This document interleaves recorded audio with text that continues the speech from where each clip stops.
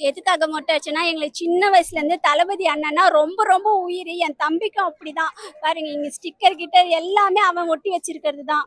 அவரை பார்க்கணுன்றது தான் அவனுடைய கனவு, ஆசை எல்லாமே. இதெல்லாம் நான் சொல்லி கொடுத்தது இல்லை.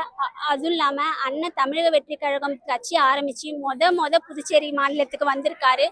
72 நாளுக்கு அப்புறம் பொது வெளியில் ஒரு மீட்டிங் நடந்திருக்கு. கரூர் துயர சம்பவத்துக்கு அப்புறம் பாண்டிச்சேரியில் நடக்கிற ஃபர்ஸ்ட் மீட்டிங் இது. இந்த மீட்டிங்கில் எந்த வித அசம்பாவிதமும் நடந்துடக்கூடாதுன்றதுக்காகவும் மழை வந்துடக்கூடாதுன்றதுக்காகவும் எதனாலையும் இந்த மீட்டிங் தடைப்படக்கூடாது, வெற்றி வாகை சூட வேண்டும் என்பதற்காகவும் இந்த நான் மொட்டை அடித்து கொண்டேன். அண்ணன் மேல இருக்க தீராத அன்பு அதை வெளிப்படுத்தணுன்ற காரணத்தினால நான் மொட்டை அடிச்சுக்கிட்டேன்.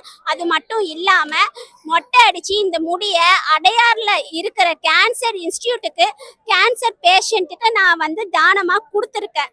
என் அண்ணன் சொன்ன மாதிரி நாங்க எங்கெல்லாம் இருக்கோமோ அங்கெல்லாம் நல்லது நல்லது நல்லது மட்டும்தான் நடக்கும்.